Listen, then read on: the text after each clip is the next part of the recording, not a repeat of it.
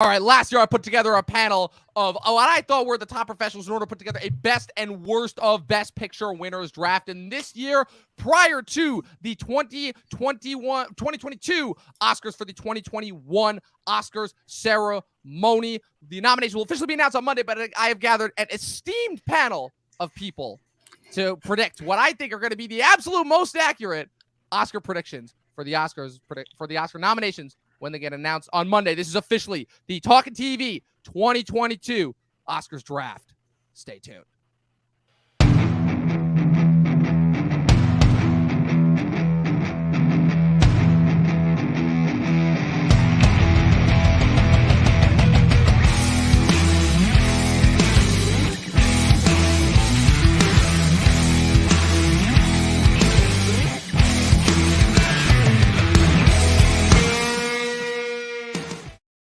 All right, welcome everybody, both newcomers and oldcomers to the channel. This is the Talking TV 2022 Oscars draft. We all love the Oscars here. We're all super into it. Like I said, this is essentially like our Super Bowl. The Oscars have constantly been a tizzy the last couple of years with their ratings and everything, but that's not going to stop us from having probably one of the most fun drafts and one of the most fun videos that I think we've ever had. So like I said, I've got a big panel of people here. I'm, of course, Dom the Movie Nerd for all the return to Talking TV players. You guys should obviously be familiar with who I am, but it's not about me tonight for once. I know. It is about, of course, the panel that I have here. Like I said, some new players, some old players. I'm going to start to I'm going to just pretend. I'm going to say my right as well. We have Kristen. Kristen, what's going on? How have you been? It's been a minute. Hello. It's been a hot minute since I've been here.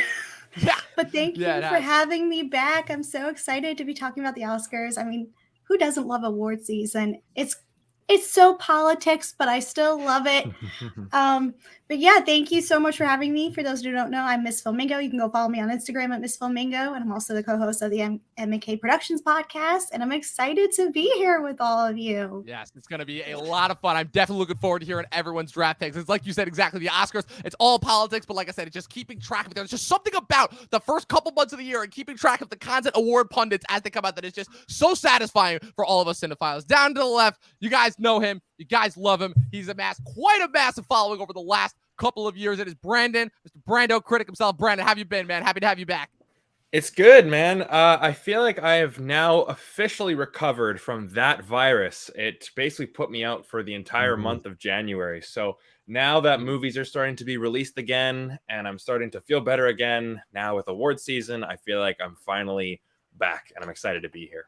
Awesome. I'm loving it. That's good to hear. I didn't even realize you were out with COVID. Damn, it's good to see that you made a steadfast recovery. Definitely. It's almost like the movies were calling you back and you're like, all right, COVID, you got to go. You know, I got a job to do here, you know? Yeah, all right. absolutely. Next to him, like I said, he is a resident Oscars expert, I would say. He probably had, I would say, the most passionate and enthusiastic display on last year's draft. Most definitely. He had some awesome entries right there. He is the co-host of the Guy at the Movies podcast, Sean of Math Teacher Movies. Sean, happy to have you back, dude. You ready to draft? Thanks for having me, man. It's already been a stressful Oscar season, and really the nominations are about to come out, so we haven't officially gotten there quite yet. But man, oh man, it's already been one where, you know, I've been racking my brain for quite a while. Yeah, absolutely. Yeah, it's some categories that seem pretty solidified as to what's going to get nominated. Other categories, you're just like, wow, this is the craziest, most divisive. Like, I have no idea. You know, some people I think might get nominated. Some people I'm not quite sure who's going to get nominated. It's going to make for an interesting draft, to say the least. And next to him, we have another newcomer to the channel. He is another member of my litany of people that I just continue to pull out of the ether from Oswego, New York, but he has been wanting to get on this channel for quite a long time. You've known him for a minute, and he's finally here. Nathaniel Ahart.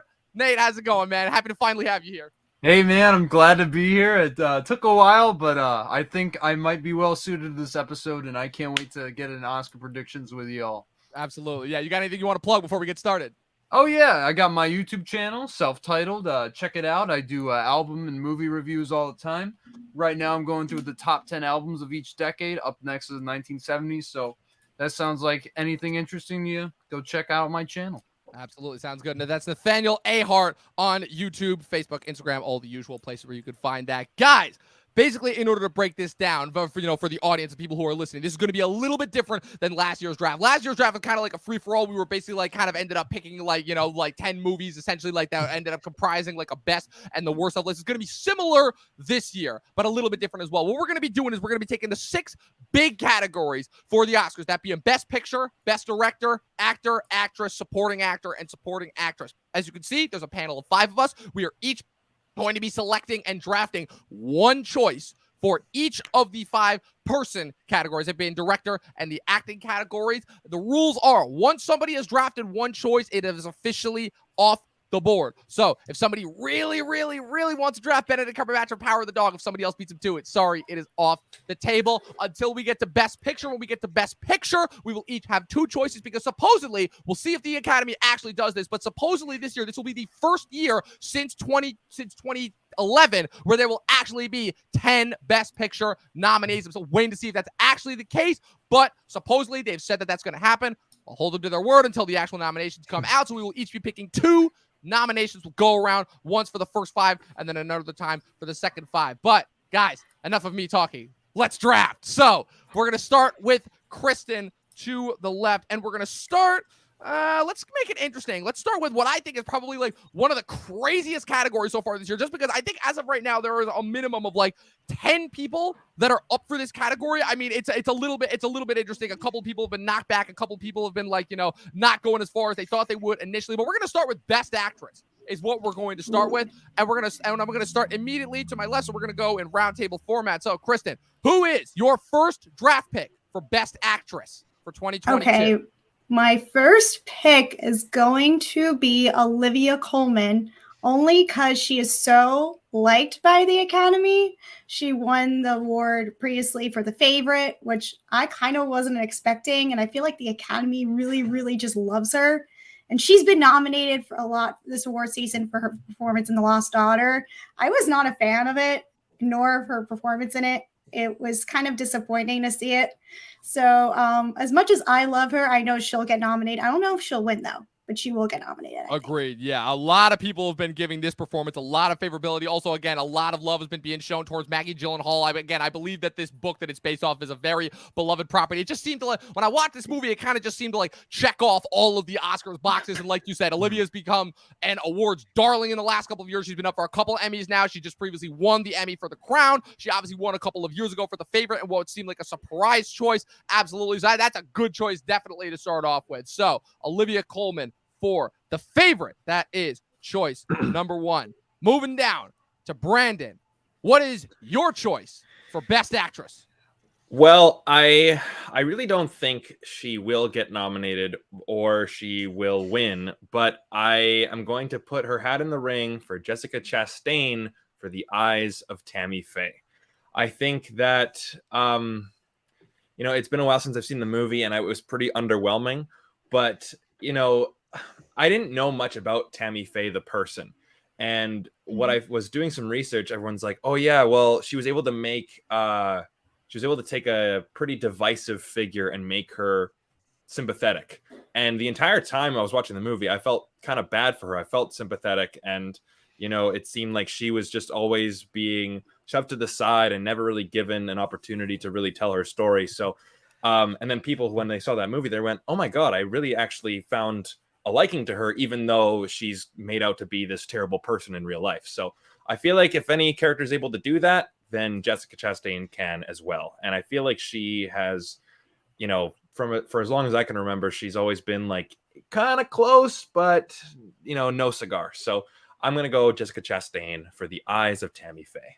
Yeah, it's a solid choice. Absolutely. She's been making the round. She's been getting a lot more preliminary Oscar nominations than I would have thought, especially for a movie that, if I'm not mistaken, came out in September, which is usually like, that's that spot that like people say is like, oh, that's the real start to award ceremony. But then a lot of movies that come out in September and October usually get snubbed unless they like really make the waves. But she got the SAG nomination over a lot of people that I thought would not get it. And it seems to be that like all those years of consistently getting snubbed paid off. Because if she gets nominated for this, if I'm not mistaken, I think this would be her first nomination since Zero Dark 30, a full 9 years ago, which is kind of crazy considering the amount of awards caliber work that she's done in the intermediate. Again, we're talking Molly's Game, that movie Miss Sloane, which kind of was up for it, but then again pulled back. Zookeeper's Wife. Again, she just seems to be that actress that for whatever reason always comes close, but just misses out.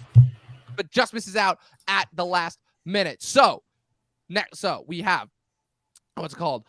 Jessica Chastain for The Eyes of Tammy Faye as our next selection. So moving down to Sean for our third entry. What is your selection for Best Actress? Boy, I had it down between two of them, and I want to pick this one person, but I think she's going to eventually get picked up. So instead, I'm going to go with Kristen Stewart and Spencer. And this is the problem with Kristen Stewart and Spencer is that we all know she got snubbed for that big SAG award, and I think that that's a big deal, and that put a nail in the coffin for her win. I don't think that messes up her chance at a nomination. I still think she can scoop a nomination for this. I still think there's a lot of clout there. Everyone's like, well, Spencer's probably not going to get nominated for anything else. I'm like, who cares? What are we talking about here? Like, I mean, we're talking about just the performance, and sometimes a single performance is just nominated. And I think that's going to be the case with Kristen Stewart. She had a lot of early buzz. She lost that as it went. She's not a great campaigner, but they're trying to get her to go to like some of these luncheons and stuff. She's having trouble going to them and like, shaking the hand. Well, shaking hands. We don't do that anymore, apparently. But she's getting a little bit better at that. So I think she'll get that nomination, and it will be well deserved. I wish she could have gone to the top, but it'll be great to see her get some sort of honor. Yeah, absolutely. Especially since Kristen Stewart was seemingly the front runner for the award for a long time up until, like I said, when she missed out on that SAG nom. I was like, oh no, is this the end? Is this ultimately the end? But again, it's interesting. I wonder if that has anything to do with like Pablo Larraín's direction, because again, I think a very similar thing happened with Natalie Portman with Jackie, where Natalie Portman was getting a lot of interesting buzz when she was first up for Jackie. And then after a certain point, just, I don't know what it was, but eventually Emma Stone just kind of surpassed her all the way up to the win. But yeah, Kristen Stewart's still a solid choice. Absolutely. Moving over to Nathaniel. I mean, you and I watched Spencer together, so that should especially tell you something. So unfortunately, that's cleared up the table. So what is your selection for Best Actress? My selection, Dom, it might be an obvious one, but I got to go with Nicole Kidman for being in the Ricardos. Because another one. Look, besides the BAFTAs, I mean, she hasn't missed it all, right? Right, exactly. She's Also, gotten everything.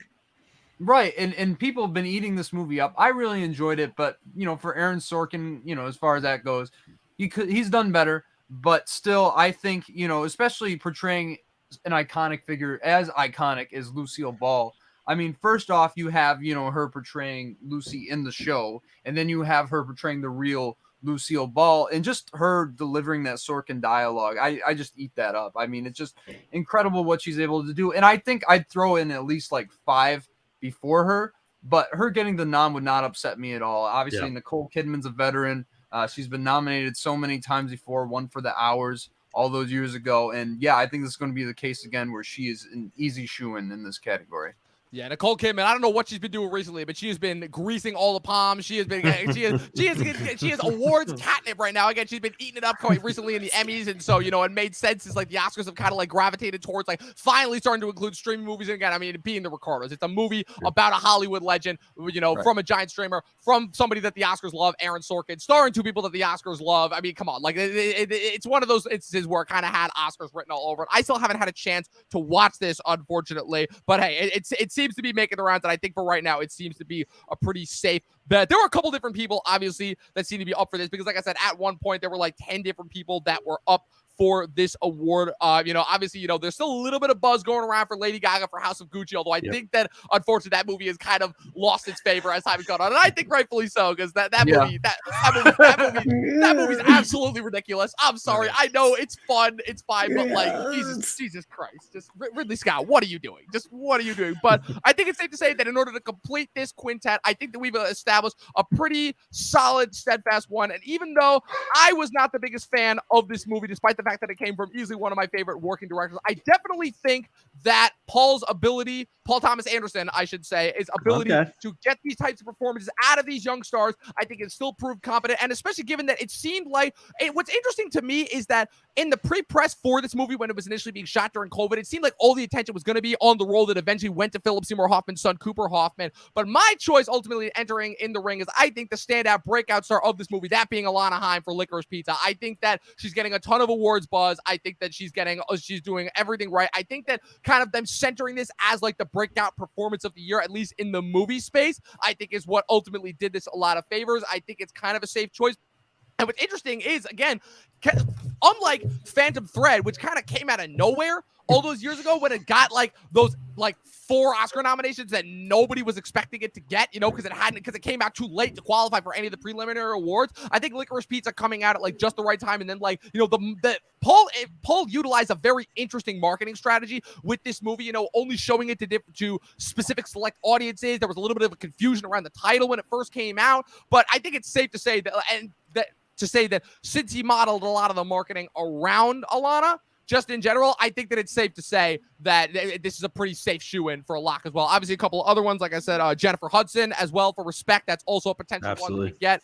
Yeah, but so just to recap, people, on our selections for Best Actress, we have our choices are Olivia Colman for The Lost Daughter, Jessica Chastain for The Eyes of Tammy Faye, Kristen Stewart for Spencer, Nicole Kidman for Being the Ricardos, and Alana Haim for Licorice Pizza. Starting off, this is already off to a banging start. I love it. I absolutely love it. So we're gonna move down to let's do the other category that I think is definitely like the most fun right now, which is definitely the one that you know what I'm gonna go with. Again, like at a certain point, it seemed like it was pretty steadfast who was gonna get in, and then like I said, as that award ceremony goes on, there are just more random entries that keep getting lobbed in out of nowhere. And we're gonna move on to Best Supporting Actor. There it is. Right about now. Yeah, exactly. Yeah, it's the one we were all there dreading. It is. It's the one that we were all dreading. I've got about 20 on here. Yeah. It definitely felt like every single time that somebody was talking about it, this list just kept getting longer and longer and longer. And it's definitely I don't even know where to even begin with this. So we're gonna start what's it called? So we're gonna go one person back after each one. So we started with Kristen. So Brandon, we're gonna start with you. Who was your first entry for Best Supporting Actor for this year's Oscar? I'm going Kieran Hines from Belfast. Good. I don't have much to say about it. He's just so lovely. I mean, I feel like I would just want to sit on a stool and just talk with that character for hours. He was so delightful. Just a very warm, fuzzy performance. That's all I'll say. What's interesting about the Belfast thing is for the longest time it seemed like both Jamie Dornan and Kieran Hines were locks for that movie, and then a lot of like kind of other people that people were not expecting started to gain traction. There was a little bit of a moment around Jason Isaacs for Mask, and then obviously Cody Smith-McPhee for Power of the Dog, and Bradley Cooper for Licorice Pizza, obviously making more of the rounds, despite the fact that House of Gucci has lost a lot of favor. It still seems like people have really been in favor of Jared Leto. But I think the big surprise for this category is one that we'll see who, if anyone, ends up driving it. But it seems to be that Troy Kotsur from Coda seems to be like a big surprise one. So moving over to Sean right there. Sean, who's your choice for Best Supporting Actor? Thanks for my amazing transition there. It's Troy Kotsur. I think not only this is my hot take that I'm like shooting from 3 on. Troy Kotsur is going to get nominated, and I think Troy Kotsur is winning. Really? I think. Okay, so hear me out. This is my reason why. Cody is like right now the lock. All right, Cody is the lock right now. He's looking like the lock. It's looking pretty good. But it's still a very divisive performance that Cody Smith-McPhee has. Not everyone is just going like, whoa, this is a great performance. Everyone's like, really, him? And like they're just all right, are we just like, rewarding Power of the Dog? Is that why we're doing this? Is that why we're giving it to Cody? Also, as you said, Best Supporting Actor, up until now, it's starting to get a little bit more solid, but up until now has been like a straight up mess. And usually when something is a straight up mess, it goes to a much more wholesome pick that, can like swoop in. And Troy Kotsur in Coda is a much more wholesome pick. Literally as we're talking, and I haven't watched it yet, but there is a tweet of Troy Kotsur reacting to his BAFTA nomination and how it's wholesome. This tells me right there that, that's a video going out that everyone's going to see, including Academy voters, including the people there. They're going to start loving this guy. I think Troy Kotsur's got an Oscar coming up, man. That'd be awesome. Oh, man. Yeah, I just recently watched Coda. I was blown away by it. I was not expecting for that movie to move me as much as it did. I will say, as much as I did enjoy Troy Kotsur in the movie, I still think it's kind of overriding the performance that, like, because there's always the one performance that gets lobbed up, but there's the other performance that I'm like, I think this is actually kind of better, which is the Eugenio Derbez performance as the teacher, which I will say that I definitely think that he's kind of getting overlooked, which is disappointing because I'm like, wow, that's an actor that's usually reserved for like these kind of like over the top, really silly comedic performances. And for him to like bring all that like into like as dramatic of a performance as that is, despite the fact that he's still using all those over-the-top chops. But I absolutely agree. I think Troy Kotsur is not only a lock for a nomination, I think he does stand a pretty good chance of winning just based off everything Sean said. So it's a good entrance choice. Nathaniel, what's your pick? Well, I would have loved to put Eugenio Derbez there because I think he's even better in the movie. And as soon as I saw the movie back in like September, I was like, this guy's got to get nominated. Oh, good. But I hate to do this to you guys. Oh, no. And, No, and, don't and do I'm, it. Don't and do it. Get out. I'm gonna hate myself for saying this. Don't you dare. Because- Don't you dare. But look. Hold on. He's been picking up all the awards for some reason. It's beyond me. And I'm just trying to set myself up for disappointing Tuesday morning when I'm screaming my ass off that he gets nominated. And that is Jared Leto and House of Gucci. Okay, all right. I know. I don't want it to happen.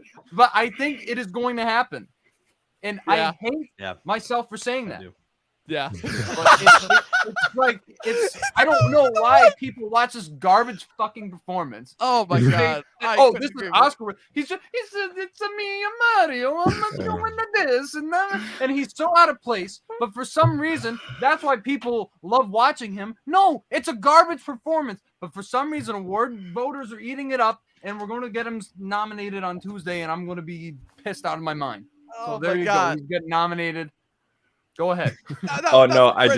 I agree with you, but it was funny because my girlfriend's family is like ultra Italian, and apparently she actually has an uncle who talks like that. And I'm like, so people actually do talk like that? Oh, they do. Oh, I can confirm that they do. You know, it's kind of like when I see like an Irish person in a movie and they're always just kind of like, oh, they're always after me, Lucky Charms, right? So Right. It's like, but I have family who talk like that. So, Yeah. you know, but still, oh man, I'm with you though. I'm with you though. It's you can tell he's not Italian, and he's not. He's really hamming it up. Yeah, quality ham overacting right there, definitely. But I will say one thing: if he gets nominated, worst Oscar nomination in years. Really, in the history of the Academy. Really? Honestly. Okay, that might be a hot take, right? I might want to go digging on that one, actually. Okay. I was about to say, Okay. trust me, you might have Sean hitting you up for like some other like bits of Oscar tidbit that you wouldn't even realize. I'll wait until he gets nominated, but I want to go digging on that one. Yeah, freaking. I'm looking it up right now. Movie. Oh man, I'm still baffled by that performance and just everything. And so I feel like the less said, the better, because just the more thing, I can unfortunately vouch for the fact that is how some people talk, even though it still pains me to say so. But just.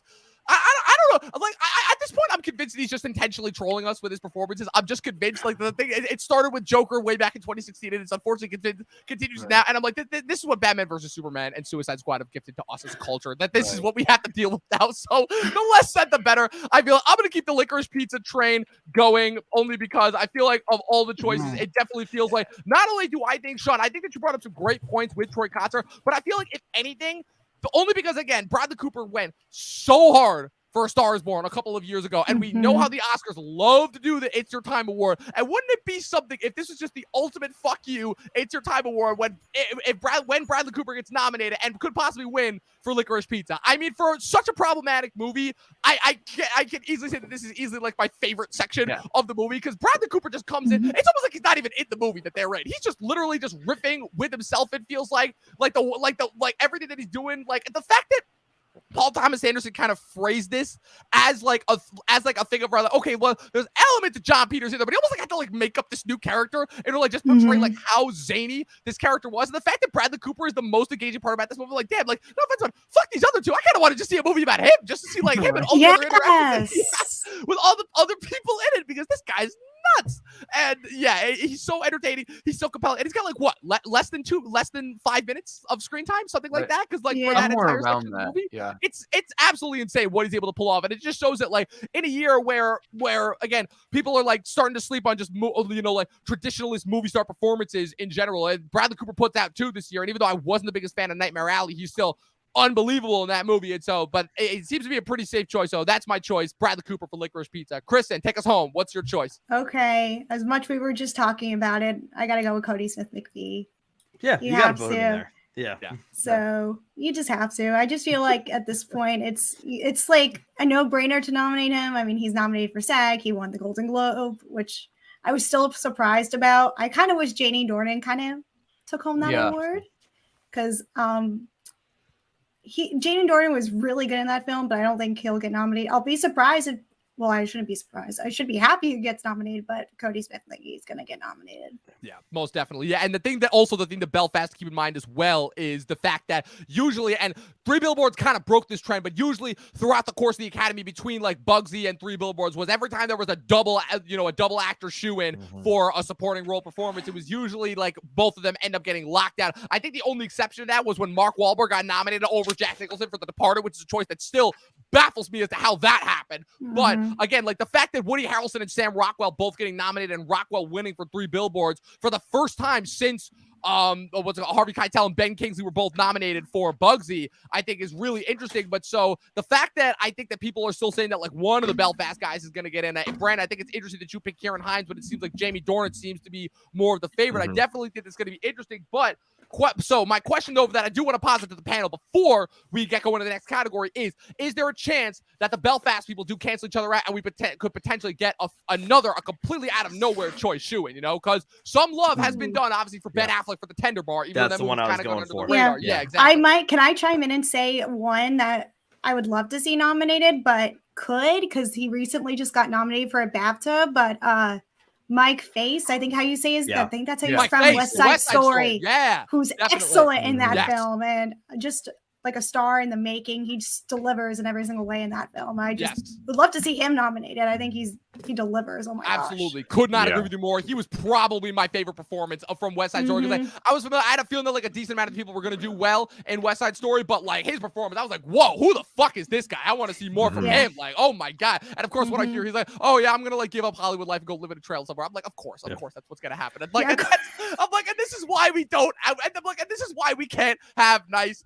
things ultimately. So just to recap the viewers on our choices. So we have, as elected by the panel, our choices are Kieran Hines for Belfast, Troy Kotzer for Coda, Jared Leto for House of Gucci, Bradley Cooper for Licorice Pizza, and Cody Smith McPhee for The Power of the Dog as our choices for Best Supporting Actor. This is a lot of fun so far. Guys, if you have just come tuning in, if you are just tuning into this video, if you are just tuning into this channel, be sure to click the like and the subscribe button, and be sure to follow all of these wonderful people that I have on this panel on all of their individual accounts. All of their stuff will be in the bio once this video is finished. Moving on to the next category. So let's move on to one that's a little bit cleaner, I think, definitely. One that's a little bit cleaner, one that's a little bit more succinct.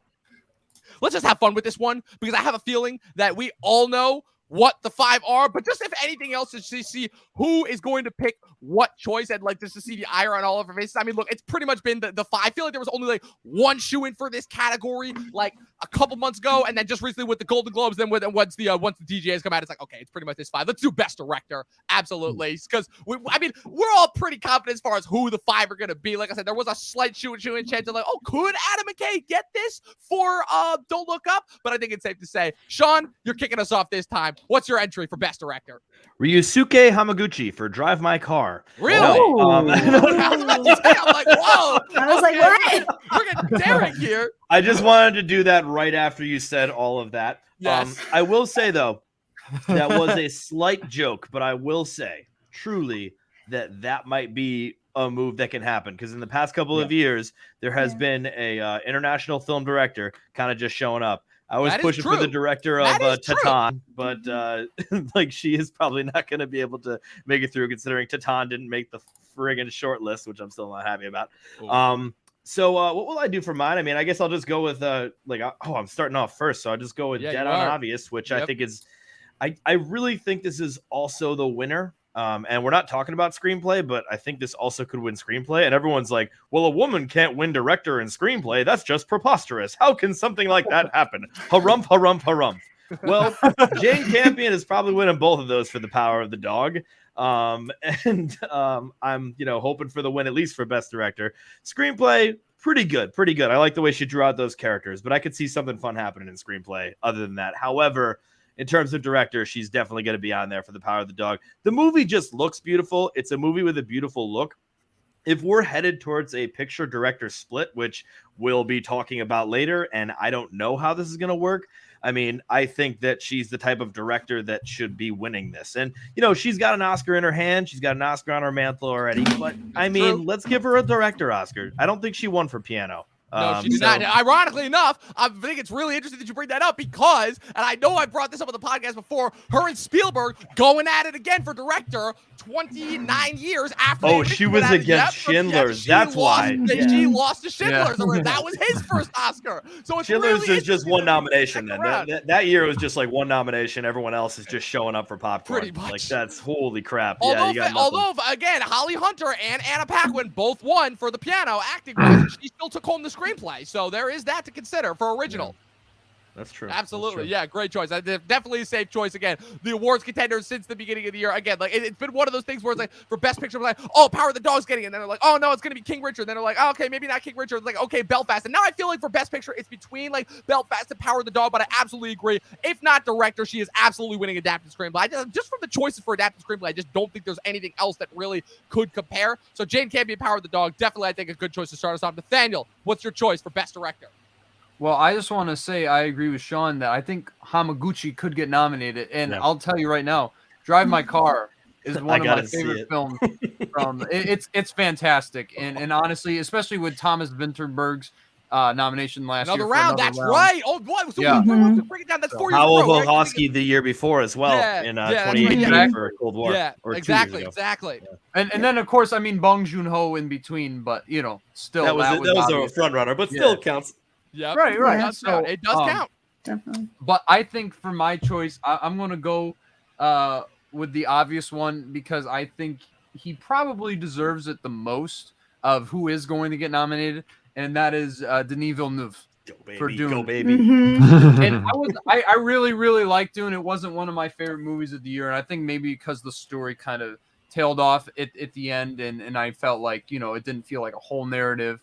But still, like, you can't knock the technical craft. It's just astounding what he's able to make with this movie and how all the pieces that do come together filmmaking wise, it's just so immaculate. And if we're just talking about that's what the Academy loves, that really prestige type of filmmaking. And I think that Denis' direction in this movie kind of checks off all those boxes. So yeah, he absolutely deserves it. I think maybe even win, but I can't wait to see him get nominated.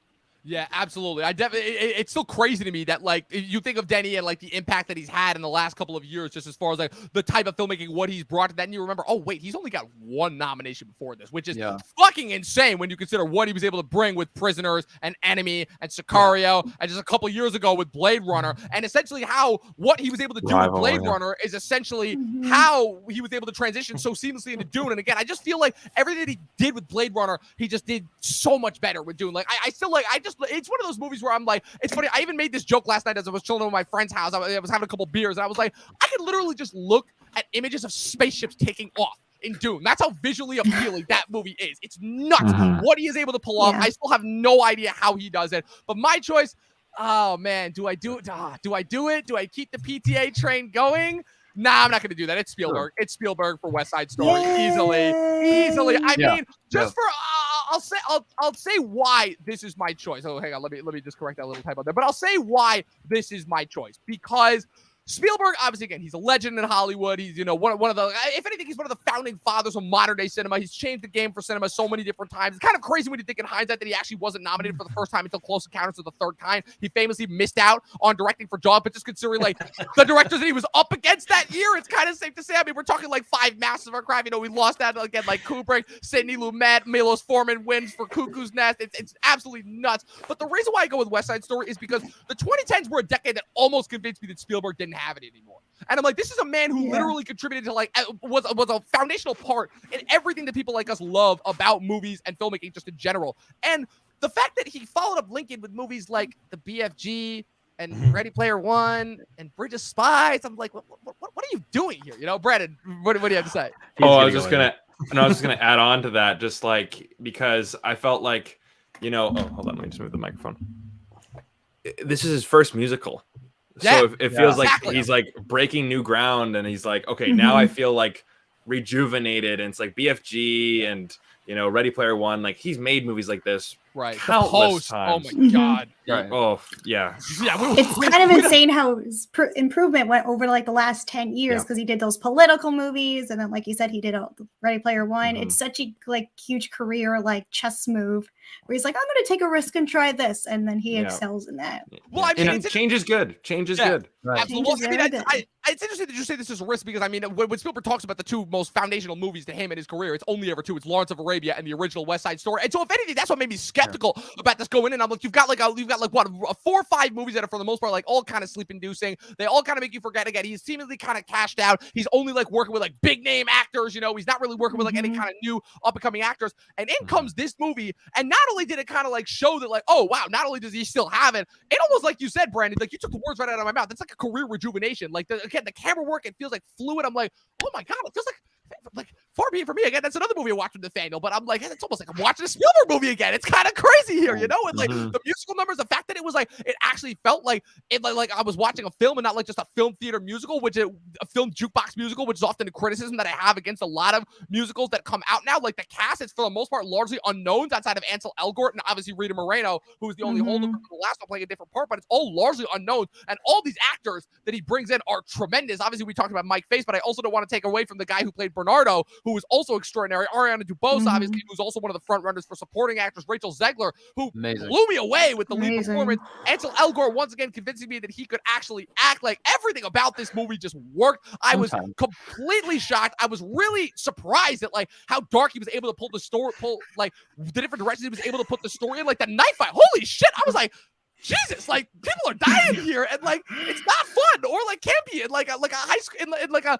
Sorry, no pun intended, but High School Musical kind of a way, you know, like it was really, it was really kind of engaging. It blew me away. And again, like it's kind of crazy. It's like, wow, I'm giving all this praise to like the founder of modern cinema, but just for given the fact of like kind of, you know, again, there's ups and downs in Hollywood. And I mean, Spielberg is never really down, but just for him being able to pull this off and him like having this kind of insane career rejuvenation with this for a film that is largely already like so well known and such a staple of cinema. Like so many people have constantly said that this is one of their favorite movies, but I mean, it just seems to obviously be a shoe. And so yeah, Spielberg for West Side Story. Nathaniel. No, I was just saying that's one of my favorite movies. That's all. Oh yeah, absolutely. 1961. The original. Like I said, of course. Kristen, moving over to you. What is your choice for Best Director? All right, before I say that, fun fact, I went to school where they actually filmed the new West Side Story. So that was kind of cool. Oh, that's awesome. Grad school. Yeah, so that was kind of neat. So where I was going to school, like there were a lot of the production stuff was happening underneath where I was like having class. So I thought that was kind of cool. So shout out to graduate school cinema. So how long did it take them to put Corey Stoll's wig on? Because I was trying to wonder that. Because that was the most troubling thing. When he took his hat off, I screamed in the theater. I said that down. Corey Stoll has hair in this movie. Makes you say spoilers, I guess. Right? Yeah. I didn't even know he was capable of having that. I didn't even know he could pull that off. It's just so disturbing and unnatural. Oh God. Okay, now I don't know how to come back from that. Yeah, sorry, I had to go with Corey Stoll. Right. Beautiful praise of West Side Story. Corey Stoll has hair. My God. I missed this. Now there's two choices I could go with this, and like what you just commented, the Paul Thomas Anderson like hype train for British Licorice Pizza, or do I go with Kenneth Branagh for Belfast? And I feel like the safest choice, at least I would like to say, is Belfast. I feel like that's a very safe bet to put my odds against for him to be nominated. I was pretty sure I thought at least he was going to win the Golden Globe for Best Director when he was nominated, but he didn't. He won the screenplay. So I feel like he'll have a chance to be nominated for there, but I think he has a chance for being nominated for Best Director. Yeah, absolutely. I mean, Kenneth Branagh definitely a safe shoe-in. Obviously, this is a movie that, again, it's another kind of his time award, but again, it's schmaltzy, it's loving, it's about, you know, good, wholesome family drama. It's got a lot of like great pop music. You know, again, like it's everything that, like, again, checking all the boxes, but I definitely think it's overdue. If he doesn't win director, I definitely think that he is the shoe-in to win original screenplay. Yes. Absolutely. So, Brandon, bring us home the fifth choice. Right. Well, I was gonna say Kenneth Branagh for Belfast, but Yeah, exactly. But that's Uh-huh. okay. But that means I have to go with one of these three. I could go Ronaldo Marcus Green for King Richard.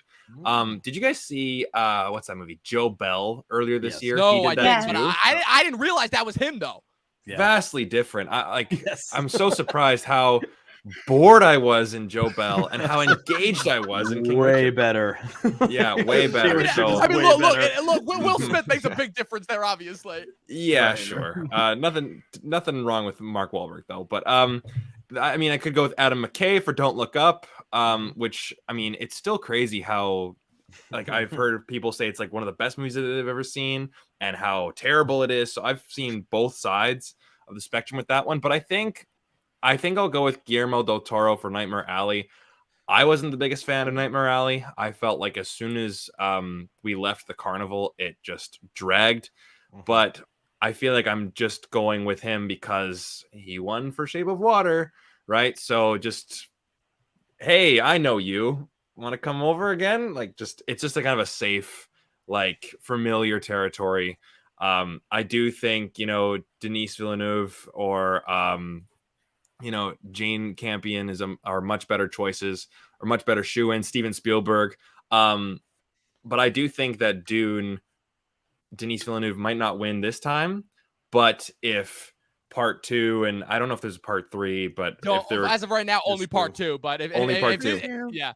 Is that the end of the story though? It's the end of the story. It's the end of the first book because But there's they like split the 3 first book but into 2 parts. Right, but there's like Okay. 4 more books after it. So like they have a lot of source material they can pull from here. I was just gonna say that maybe you could pull like a Peter Jackson with like the Lord of the Rings, because when I saw Dune, that was like I was watching like the 10 Commandments level of scope.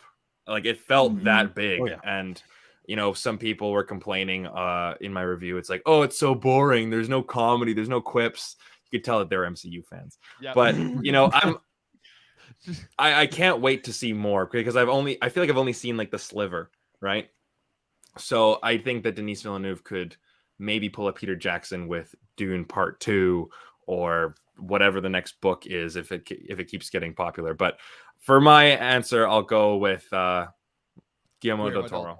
Interesting Interesting choice, definitely. Especially since it seems obviously that like Paul Thomas Anderson seems to have that nomination in the bag. But who knows? Something could come out of nowhere and take him out. Like I don't know. Out of these 5, it definitely seems like Paul, if the director of Drive My Car is actually gonna make like a surprising entry, it could be Paul that gets knocked. Especially if I mean, I'm still surprised that like nobody's talking about the controversy just given in the romance in the movie. But it definitely seems like if that does make an impact, that could definitely make it. So again, did not go in the direction of ending as far as I would think it goes. But just so you know, to recap, the Talking TV panel has selected for the Best Director prize Jane Campion for The Power of the Dog, Denis Villeneuve for Dune Part 1, Steven Spielberg for West Side Story, Kenneth Branagh for Belfast, and Guillermo del Toro for Nightmare Alley. Moving on, we're going to do supporting actress next. And like I said, we are just trucking along here. We're having a lot of fun here. We're going to end it with, again, Best Actor, which, again, I think we're going to have a lot of fun with as well because, again, Best Actor is another one of those categories.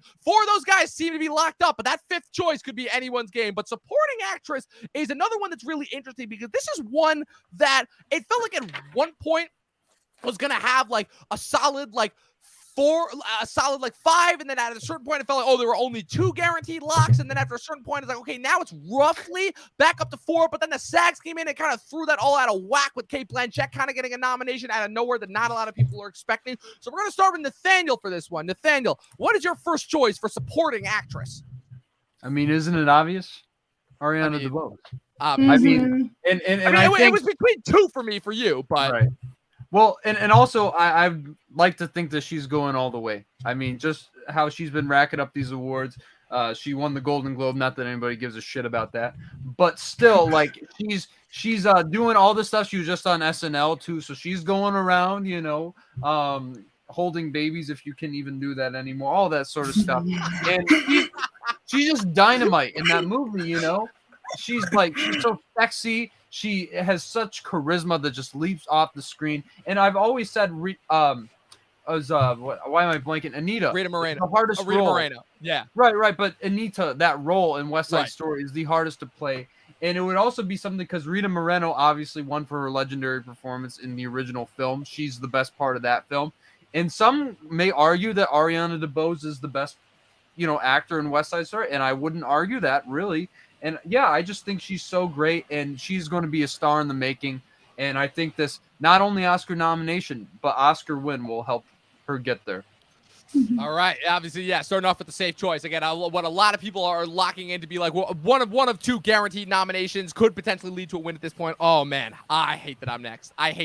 Because I'm between two. I'm between one that everybody knows is going to get nominated, and one that is kind of a personal choice of mine. Only because I saw this movie almost a full year before it came out. I saw this movie at Sundance 2021 last year. And this one performance blew me the fuck. So yeah, I'm going for it. You guys know what I'm gonna pick, but I have not seen anything from this actress previously. She was getting a lot of love a couple of years ago for that movie Loving that she was in with Joel Edgerton. Do it. Yeah. Oh yeah. I thought it was a different Sundance movie. I different one. Yeah. I was with you there. Well, and only because again, this was the thing. This was the performance that blew me away, and I thought it came out too early. Again, there have been a lot of black and white movies that were released. I thought I was really blown away by kind of the ballsiness and the type of choice of story that this went with. This is Rebecca Hall's directorial debut. It is a movie that again is something that I did not think was going to happen. But then this actress gets nominated for 2 awards. I think she got the Golden Globe, and I don't remember if it was the SAG or one other. But I'm putting it Ruth Negga for Passing. For a movie that again has a really interesting premise that I wouldn't think about it. It's wow, what black women in the 1920s had to deal with, and how certain lighter skinned ones literally would pass themselves off as being white. And Ruth Negga pulls off, I think, one of the most complex performances I think I've ever seen on screen, where she is married to one of the most vile, abominable racists that you could possibly see, unsurprisingly portrayed by Alexander Skarsgård, and once again in a little bit of a tight performance, and the kind of the tenacity and the balancing act that she has to do between maintaining this disguise but also kind of holding on to the roots of what makes her core identity. And it all results in a performance that has such a tragedy to it, but the way that she's still able to imbue it with such life and such vigor and such passion, she really does steal the entire movie as well. And if people haven't seen it, I would heavily recommend it. It was so much better and so much more engaging than I thought it would be. It's right on Netflix. Could not recommend it more. It just sucks that I saw it right at the beginning of the year, but this was my favorite movie for a decent portion of the year, at least probably until I saw Judas and the Black Messiah. But yeah, I'm putting it in. I don't care if it gets nominated or not, because this is probably one of my favorite performances of the year. Ruth Negga for Passing. Going over to Kristen, what's your choice? Okay, I have some interesting choices. I feel like I want to say Meryl Streep because she's so beloved by the Academy. What nomination? Would this be 25? Don't Look Up. So I don't know if I want to say her. Do I want to say one of the brilliant performances in Mass, which is from Anne Dowd and Martha Plimpton. Yeah. But I feel like I should also go with another safe choice and put my nomination down for Kirsten Dunst for The Power of the Dog. That was my other choice too. That's what I was between. She's outstanding in that film, but I think she'll get a nomination for sure. So. All right, Kirsten Dunst for The Power of the Dog. Again, come on. It's ironic because I was just talking to Daniel before that I was rewatching Eternal Sunshine of the Spotless Mind, and obviously that was post same year that she did Spider-Man 2. And all I'm gonna say is, wow, she's come a long way from playing Mary Jane in those Spider-Man movies. And it's crazy because again, she was acting a decent amount. She had the Virgin Suicides only a couple years before that first Spider-Man, and the fact that people only still think of Kirsten Dunst as screaming and falling in front of whatever CG green screen, but she has talent. She has a lot of talent. And Eternal Sunshine blew me away, and I'm like, man, I'm kind of sad that she wasn't nominated for this, but yeah, she does things in this movie that I completely blow me away. Absolutely. Brandon, you got anything to say there? Her best performance was as Torrance Shipman in Bring It On. Let's go! Agreed. Underrated movie, by the way, from the director of Ant-Man 2, I'll add. Peyton Reed directed that movie. Man, when people ask me my favorite guilty pleasure, I just go Bring It On because I'm just not the target audience for it, but that is a fantastic movie. But that's beyond the case. Now, let's go on this tangent. The theory is that the two leads were going to have a lesbian romance, and the brother was just added in there to make it more palatable for the script. Man. Interesting. How much cooler would that movie have been? Oh man, you could have just ruined Bring It On for me. I literally love to ruin Bring It On. Now, this is a theory. This is not like, you know, been confirmed, obviously, but that is one of those things where it's just like they drop hints here and there, and there's just like several things. And then you think about that brother, and it's like, oh yeah, that character was definitely written in, like, I mean, like sketched in there with a marker. I have to rewatch it now since you said that, because I haven't watched it. Take a look at it. Take a look at it.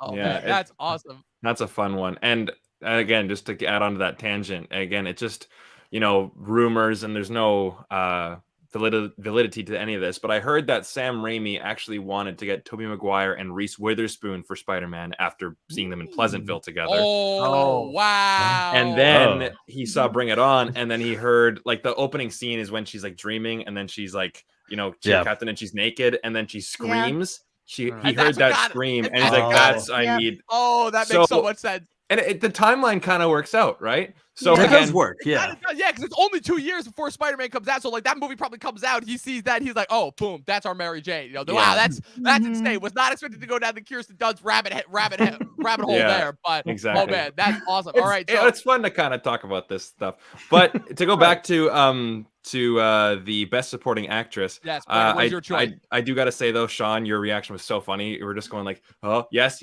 no. Oh yeah. So, like, Sundance film. Yeah, it's like going over a roller coaster. It's like,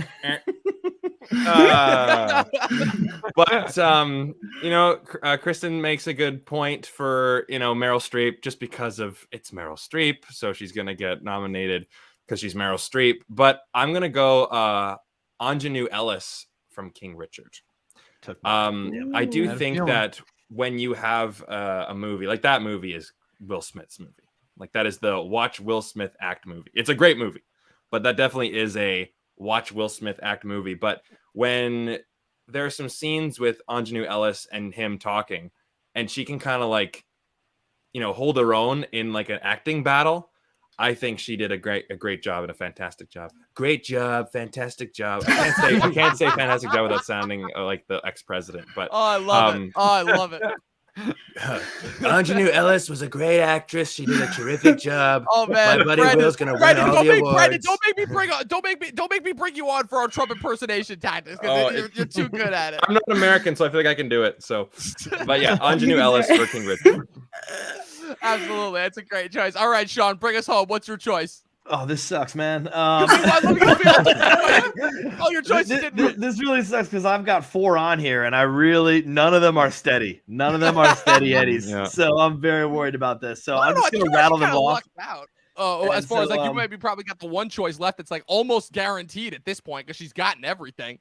That's true. I mean, so my 4 that I have on my notes are Katarina Balfe for Belfast, Marlee Matlin for Coda, Rita Moreno for West Side Story, or Ann Dowd for Mass. All solid choices. All solid choices. I figured.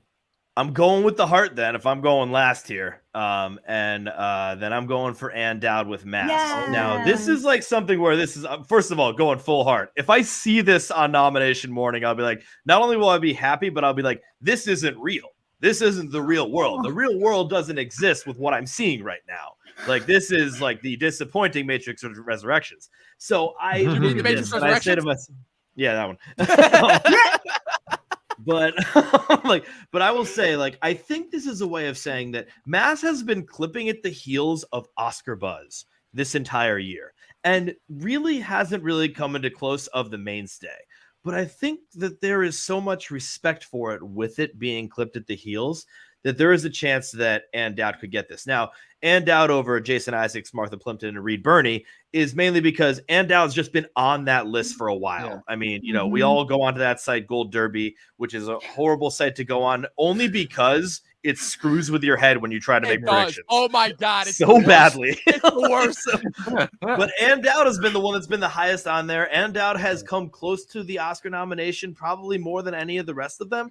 And so there is like, also Ann Dowd is Ann Dowd. She's Aunt Lydia, which, you know, the lovable Aunt Lydia on Handmaid's Tale. Oh, so lovable. Like, it's just so lovable. So there's a chance that she's already garnered so much respect. And like, you know, she has hardware in other academies that, like, this could be the one that would be the largest surprise. The other 3, like totally possible. God, I'm looking at these 4 and I just can't even imagine any of those 4. So must be someone I'm missing in this world. But like you guys took the rest of them, so thanks a lot.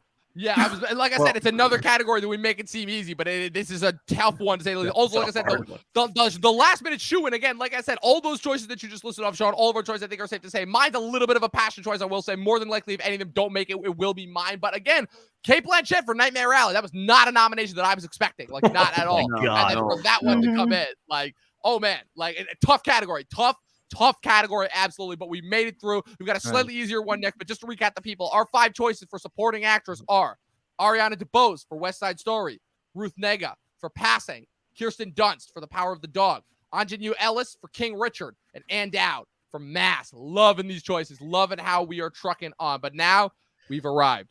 The big 2, and we're starting it off with Best Actor, and oh fuck, it's on me, isn't it? God damn it!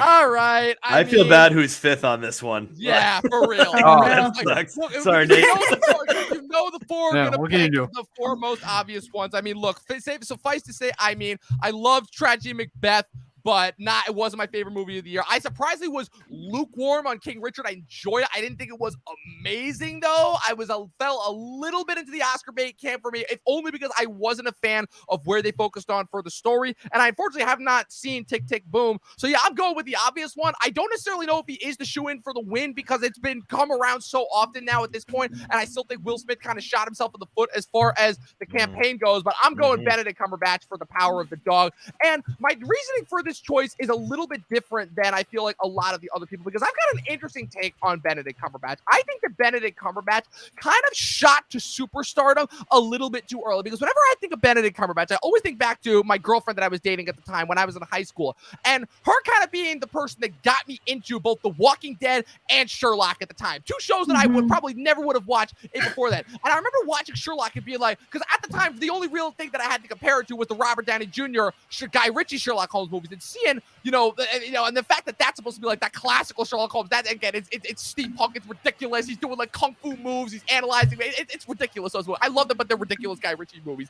And I see Cumberbatch's rendition of Sherlock, and I'm like, whoa, okay, if this is Sherlock, count me the fuck in. This is awesome. And next thing you know, apparently I wasn't the only one, because only a few short years after Sherlock kind of made the waves, he gets an Oscar nomination for The Imitation Game. I'm like, oh okay, that's cool. Next thing you know, 2 years later, he's a Marvel superhero. I'm like, oh, okay, I mean, that's cool. Happy for him getting all the success, but like, I don't know if these are necessarily like the best displays of his acting ability. I just feel like he just has so much more to offer, and then again, he's getting cast in like all these different animated roles because obviously he's known for voiceover. But I'm like, the fact that the middle half of the 2010s, arguably like the biggest time period of his career, and the fact that I still think that the best performance he gives outside of Sherlock in that time period is as the freaking voice of Smaug in the Hobbit movies, I'm like, something's off here. Something is definitely off here, because that definitely does happen where they're actors and they do get recognized, but they kind of get boosted to superstardom a little bit too early, and they don't really have that chance to like earn themselves the acting title within the mainstream. And so obviously going into The Power of the Dog, I'm like, okay, is Cumberbatch really gonna earn this one? And suffice it to say, he does,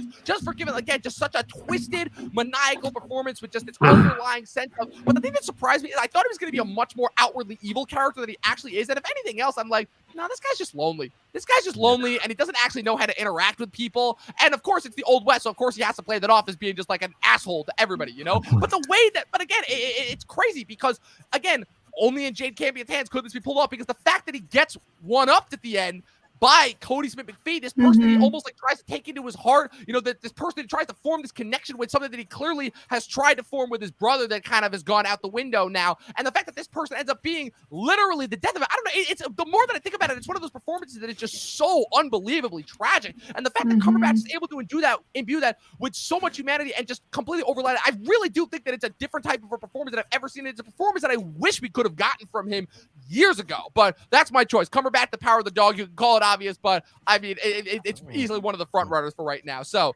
Kristen, what's your choice for Best Actor? Oh gosh, now you're gonna put it on me because this one's I think the hardest category for me to figure out. Okay, so do I want to say? Okay, I'm just gonna go with the safe choice again. Andrew Garfield. Yes. I actually really loved this performance. There is something special about Tick, Tick, Boom, and it's not Lin-Manuel Miranda that makes it special. It's Andrew Garfield, because everything in that film I thought was solid enough, but Andrew Garfield takes everything in that movie to a whole new level. His singing is so impressive, and how just driven he is in that film. It's incredible, and you can't go wrong with that scene when he does that therapy song. Oh my gosh, that scene is probably like the highlight of the film. Knowing he gets in it with what's his co-star in the film? Vanessa Hudgens. Not Vanessa Hudgens, the other one, the one when they're having the fight. Alexa Shipp. Yes, thank you. I just love that scene. I think that scene is just on point and just full of drama and intensity. Well, you like a musical every once in a while, and Andrew Garfield just settles everything in that film. So, gotta go with Andrew. Absolutely. Yeah, definitely having a little bit of a career renaissance. I love the shots that he's giving because, of course, now after his turn in No Way Home, everyone is going nuts and be like, oh, we want Amazing Spider-Man 3 now. We want Amazing Spider-Man 3 now. And he's like, yeah, where the fuck were all you guys back in 2016? The amount of posts I get about how those are good.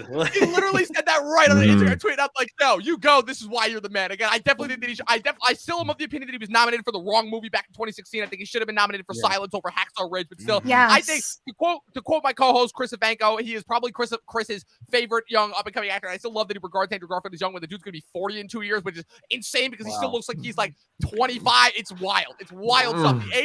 The aging in Hollywood is still something that baffles me to this day. But yeah, absolutely like one of the unbelievable talents. He had an impressive year, I must say, in 2021. Yeah. I mean, he went from starring in like that awful film Mainstream, which was absolutely oh man. You might have to debate Chris on that one. That made Chris's top 10 of the year. He loved that movie. Do you guys know social media is bad? Crazy, right? It's almost like that's something we almost knew. Well, I mean, it's the director of Palo Alto, so what do you expect? Yeah. Oh, teenagers party, do drugs? Wow, crazy story. Yeah, yeah, and then obviously going on to Eyes of Tammy Faye, Tick Tick Boom, and Spider-Man. Absolutely, yeah, incredible. And also, again, getting a little bit of favor on social media too. Again, like Garfield Talk, I think it's called at some point, where everybody's just shipping him at this point. Absolutely. Yeah, dramatically more.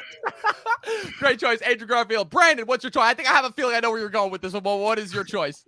Yeah, I think you know where I'm going to. But real quick, just on Andrew Garfield, if I see another post on Instagram or Twitter or something that says these words, oh, this is Andrew Garfield's world, we're just living in it, I'm going to lose it. I thought you were going to say something else. Oh, no. And yeah, like, and what Sean brought up with the whole, like, oh, we want Amazing Spider-Man 3 now. It's like, it's good now, right? Yeah, I've never got that logic. It's like those movies are still the same. No one's re-edited them. I will say, I'm glad though, because that means that like my secret take that I kind of love Amazing Spider-Man 2 has kind of come back around. I'm not saying it's a good movie, but I do still kind of love that movie. Again, just the electro dubstep, that shit kills me every single time. It's incredible. And the fact that No Way Home brought it back, I'm like, oh, let's go. This movie goes in history. But Brandon, I did like that part for sure. It was pretty great. My acting choice is the obvious one. It's King Richard, Will Smith. And I remember I was actually on the Guy at the Movies podcast when we were talking about just something. And then I actually heard Sean mention it. I'm like, oh, what's this? That was the first time I ever heard it. So I always remembered that. And yeah, like, I think what I like about his performance is that he is just, his character is so, what's the word I'm looking for? He has such strong boundaries that no matter how many times people say, no, you're crazy, this isn't going to work, this isn't the way you do it, he's like, no. I know what I'm wanting to say, and I got my plan, and I'm going to go through with it. And his conviction, I guess, is the word I'm looking for. It's very infatuating. And I think I get drawn to that performance because that is a quality that I wish I had, where I'm like, I know that this is my plan. I'm going to stick to it, and I'm persistent. And he really is a great actor. And in that performance, even the more emotional scenes, like, I got pretty emotional watching him too. So I'll go with Will Smith. And, when I think Dom was talking about how he shot himself in the foot with the campaign. Yeah. It is funny, the language campaign, it is so political. It's like, you got to shake your right hands. You got to, it really is. Gwyneth Paltrow wins for best actress. It's like wild. It's just like, it's when people, I've always found it funny where like, oh, it's so obvious that like, or what do they say? How the best performance should win, or the best movie should win. But there's no way to quantify that. It is all based on the opinions of a certain group of voters. Mhm. And those votes can be swayed with handshakes, with the Harvey Weinsteins of the world, back then, obviously, Gift baskets, Shakespeare in Gift Love, baskets. of course, Yeah. gift baskets. Yeah. And like, I heard somewhere that No Way Home, they're trying to push that for a Best Yeah. Picture nomination. Yep. Not gonna happen, but It won't happen. That wait, just to cut in Amazing. there, because this is the ultimate controversy of the year. This is every damn year. Avengers Endgame was Yep. proposed as Yeah. a best pick. Avengers Infinity. This is just them saying Yeah. like, hey, there's a lot of producers in Hollywood. Let's pitch this to producers and see if it works. right. But this year, this was the only film that like made money ever. And so, like, Yeah. so pretty much everyone just got excited and are just like, it's famous. Yeah, But- exactly. And Well, they're, there's 10 spots. Why don't they put comic book movies in there? Why don't they put Shang-Chi in there? I don't know, guys. I mean, like, if it deserves to be in there, it deserves to be in there, Mhm. And I think even Beauty and the Beast, like the 2017 one, got a push for Best Picture, Oh Yeah. god, which is really? which is pretty sad. But that- anyway, yeah. my It's my unfortunate. choice is Will Smith. Yeah, it's Yeah. definitely really interesting. Again, if we're just talking about the Oscars and their constant, like, fight to remain relevant within the culture, I definitely feel like, if anything, and obviously we would all kind of know this to be a hackneyed move, but again, I feel like an interesting way to like garner reaction would to see what would happen if Spider-Man were to be nominated, if that would make a difference, because again, Black Panther again Yeah. still remains Yeah. the only MCU film and superhero film to be nominated for Best Picture, something that The Dark Knight couldn't even crack. Obviously, Mhm. if you want to make the argument about Joker, I feel like the thing though, the key to having a big budget superhero movie, or in this case, a mid-budget level superhero movie kind of qualified, is if you kind of disguise it in the skin of a superhero movie, but actually have it be about different issues. Obviously, the race politics of Black Panther, the Panther. mental health issues that Mhm. Joker raised up, definitely. Unfortunately, Yeah. I don't know what No Way Home is saying specifically, so that's why I say- Nostalgia. other than the nostalgia argument and the homage that it pays to the history of Spider-Man across cinema. But yeah, Well, unfortunately, no, don't no. think What that's happening. No Way Home is saying is this like age-old issue of if we have a Lizard King, we need to be able to somehow help them and cure them of their disorder. Oh. And I've been Finally waiting for get somebody this to make issue a movie covered. about Yes, that. Sean. Yes. I mean, like I've my mom was a lizard, and we had to make sure we cured her instead of. It was a tough time. and all Curing that. lizard people. She Curing now lizard has a people. movie for her. It's a movie for her. I mean, I wouldn't tell you when we watched it together, and she leaned over to the theater and she said, With some tissue. "Sorry to whoever edits this." Oh, we also have to mention, which we didn't mention, that Suicide Squad movie that won in like 2007. Best For makeup. makeup, how can I Yeah. forget? Oh, how can I forget? For a movie that had some of the worst makeup I've ever For seen. damage How can I on the forehead. possibly forget? Yeah. It had man. the only character in that movie be a complete racial stereotype that just wanted BT. Oh my god. Oh, and almost drags down the fact that The Suicide Squad was my favorite movie of 2021 because that movie was so good and so entertaining. I was listening to the soundtrack earlier today. Sean, what's your actual choice for Best Actor? Oh, who gives a shit? Okay, so- I like that person. yeah. Oh, that's good. That's good. I So- like that. The three you guys mentioned were the three that have been like really solid throughout the season, and so like I've just known those. And then like the one that kept on popping up was Denzel Washington in The Tragedy of Macbeth, and I said, Yeah. "There's no way Denzel doing Shakespeare is gonna get nominated for an Oscar." Then he kept on popping up. There's no way Denzel doing Shakespeare is gonna get. There's no way to. Oh my God, Denzel doing Shakespeare is gonna get nominated for an Oscar, and now here we are. Most likely, I'm gonna say that Denzel doing Shakespeare is gonna get nominated for an Oscar. Mhm. Now it's now the BAFTA nominations are playing a joke on Denzel Washington at this point, because once again he did not get nominated for a BAFTA Yep. for doing Shakespeare. The guy is on your home court. Give him a damn that's break. That's Holy good. God, you get to watch Shakespeare again, you friggin' loons. You put swords on shoulders and you give out face masks. For the love of God, give the man a BAFTA nomination. We're asking for a BAFTA nomination. I'm so sorry for the person that handles your sound. I'm now losing my mind. Holy God. Regardless, he's going to get a friggin' Oscar nomination because America's not dumb. Oh my god. Oh my god! This. Oh, can we just? I think I might just take this down and just put up all the clip segment of Sean ranting because this is. Oh my god! This might be like. Oh, okay. So Denzel Clip it. Clip it. Clip it. Oh my god! This is incredible. That's got to be the quote. Oh my god, that might be the highlight of the year. Sean, you may have already broken our channel. That might be like the best moment of the year for the Talking TV podcast. Oh my god. Oh, well, if thank there's you. any consensus that comes away from that, BAFTAs give Denzel an I'm award. just friggin' stupid. They like William Shakespeare. Oh my god. Nathaniel, bring this home. What's your choice for best actor? You know, I've Yeah, like literally as you we've got the gone thankless throughout this position. list, I've been talking myself down because there's this one choice I want to go with, but then again, the campaign has been terrible for the movie that they've been in.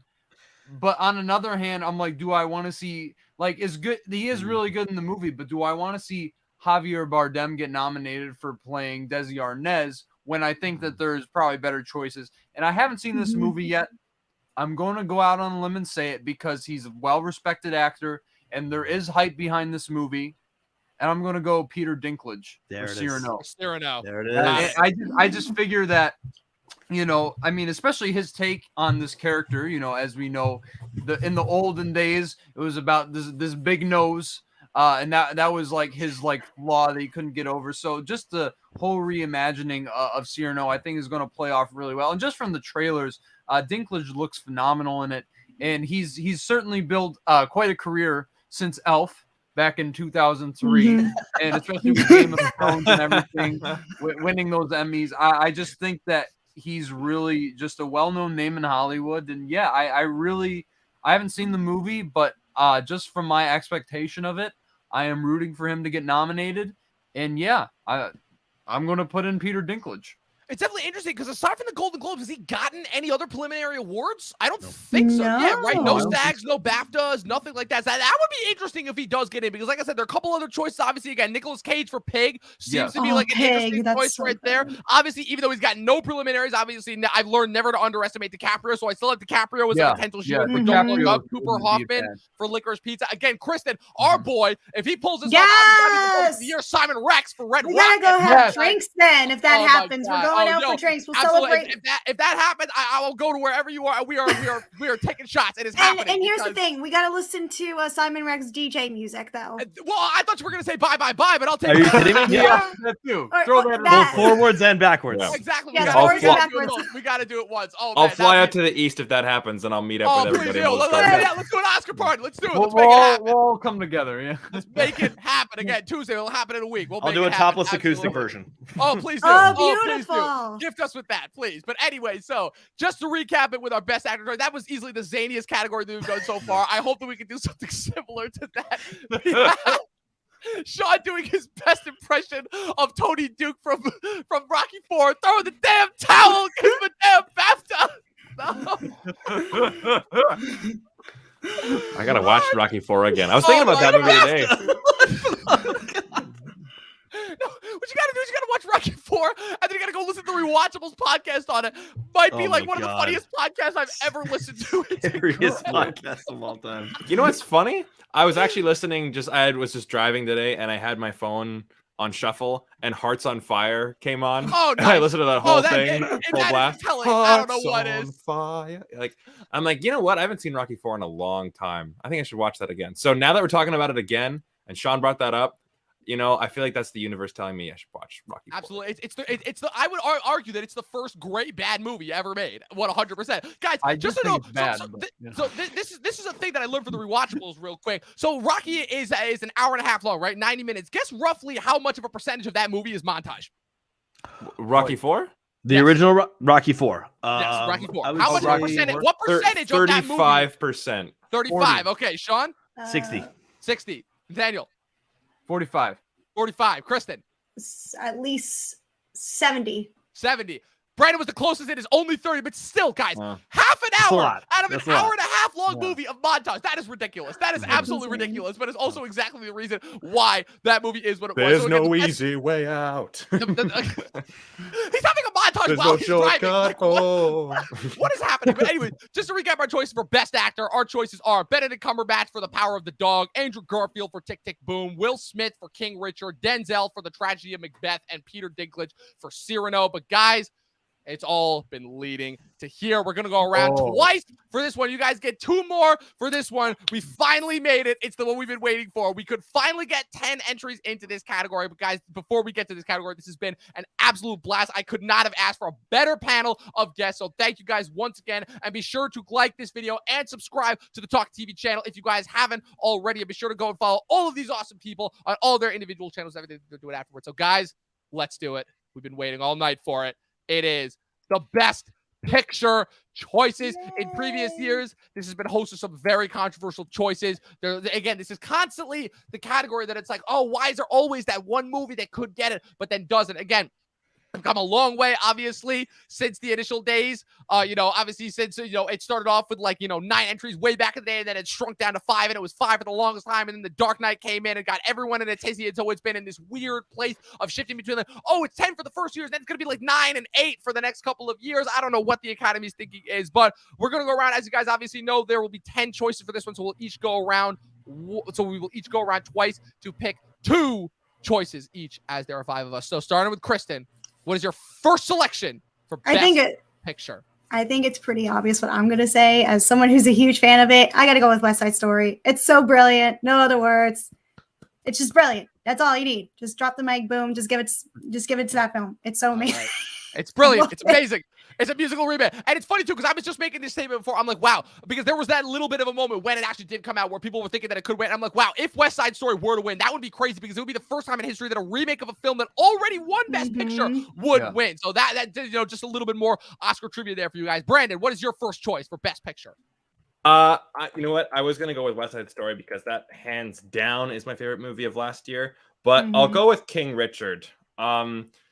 If you watch that movie, you feel like you can accomplish anything. It is a definite motivator, and you just feel inspired, and you feel like you can tackle anything that you wanted to do.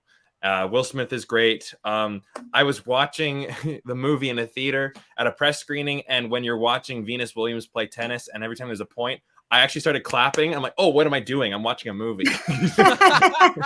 So I got into the movie that much, and I thought King Richard was really fantastic. Awesome. Sean, your first choice for Best Picture. Well, I could do quite a few, as everyone's saying, but I want to go for this movie because I've besmirched the name of this studio for not being able to promote a movie ever, and being terrible at promoting movies for awards and campaigning movies for awards. Wolfwalkers last year, I think the way they campaigned for that is they shouted the name Wolfwalkers into a paper bag and threw it off a bridge. And so, but this year they actually did a spectacular job at promoting Coda, and I'm sort of blown away by how well they did campaigning it. And this film is sort of perfect because there's the films that I love that I can't recommend to my family. Pretty much anything by Godard, anything that's way too yuppity kind of stuff. It's this is one where my family has watched this movie 4 times. They since it's come out. And so I think there's something special about a movie like that where you can it's a rewatchable, as we talk about with that lovely podcast. And so I think Coda's got something special for Best Picture in that regard, and I think it's just truly a beautiful film. So that's going to be mine. Absolutely. Yeah, it's funny. I literally watched that movie the day before I was set to do the top 10 best movies of the year podcast, and it blew me away. I was so mad that I didn't watch it initially at Sundance, and then again when it initially dropped on Apple TV Plus over the summer. Again, just so heartwarming. So again, you've seen that type of a story before, but it has such an interesting twist to it, and it truly is a movie that is made for everyone, and it's so heartwarming and tongue to the string. It's funny. I even texted Nathaniel about it, and he was like, "Wow, it sounds like you like that movie even more than that." And it's so crazy. I love that movie so much. I didn't even recognize that the guy that she was doing the duet with was Sing Street Kid, Ferdy Walsh Neal. I didn't even recognize it. That blew me away when I saw that. Wait, did you not know that? Tell me you didn't know that. God! Tell me you didn't recognize it. No way. No way. You didn't. I've got to watch it for an 8th time. Yeah, literally. I kept watching that. I'm like, who the fuck? I'm like, I know this kid. Why? Where have I seen him before? I was kind of could tell that he was doing an American accent. I looked at him. I'm like, oh my God, that's who he is. Yep. Oh, that's that blew me away. amazing. Yeah, definitely. All right, Nathaniel, your choice. Well, before I go on to my choice, I just want to say I saw Coda in theaters at a small independent film back in September, and I was just so blown away. I didn't think it would make it all this way, and out of all the movies, I think realistically are going to get nominated. I think it should win. I just think it's a fantastic movie. I think I'm okay with that. agree on it. And I'm okay. And with I that. showed it to my mom because I was like, I know she would love this movie, and she cried, and I was right. So, for my choice, my first choice for Best Picture, I have to go with it.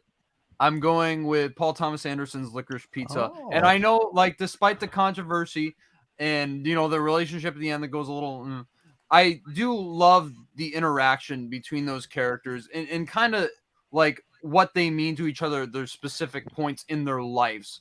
And how they kind of, there's like sort of a synergy between them and just their antics. Cause it's like one of those movies, kind of like Once Upon a Time in Hollywood, but obviously not quite as structured or as good.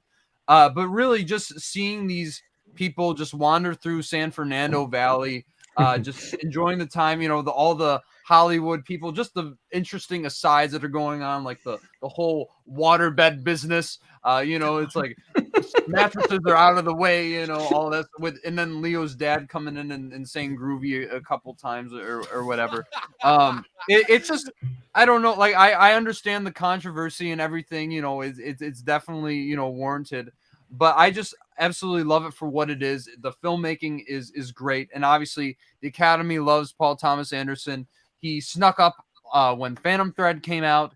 And I think, this has gained so much momentum that there's no way. And I do think he's going to get nominated for Best Director just on the record, but he definitely could get bumped out. But I think this movie is definitely getting a Best Picture nomination. And yeah, there you go. Licorice Pizza. Absolutely. All right. Now yes, Brendan. Did he win for Best Director for There Will Be Blood? No, famously he did not. Cohen's. The Coen. Coens. They remember it was There Will Be Blood and No Country battling it out, and No Country won both. And screenplay, they knocked him out of all categories. Only thing There Will Be Blood got was cinematography. In fact, if you notice, when you said, did he win? I stopped and said no at that point. He does not have an Oscar. I shook my head. Yeah, Wow. It's true. Okay. It's true. Which Yeah, that could definitely. mean something. It could. It Probably. definitely could. Yeah. I mean, the dude got a screenplay nomination for Inherent Vice, which again, Nathaniel can tell you all about that movie when we watched it, just the experience that was. But Oh yeah, the first 20 minutes. Yeah. a little longer than that. Okay, it was like A little 40, longer. but It was yeah. like the first hour. Give yourself a little bit Yeah, of credit first there. hour. All right. Oh man, so there's two choices I could go with right here. I could go with the safe choice, and I could go with what I think is, just my personal choice. But I'm gonna go with the safe choice. I'm gonna go with Dune. I mean, this is a movie that I was looking forward to from the minute that I heard that Denis Villeneuve was doing an adaptation, because I'm like, okay, I saw the David Lynch version back in the day. That was what it was. I didn't understand the absolute disaster that was behind the scenes. So just the fact that we got some version of that movie, and just for how that movie looks, at least for the first half of it, is kind of insane. Just in general, what he's able to pull off with those effects. But I mean, I didn't even need to watch the trailer for it to know that Denny was going to have something really great. I'm like, okay, I wasn't the biggest fan of Blade Runner when it initially came out. It took me a couple times to watch that in order to really get and understand, oh, okay, this is what he's going for.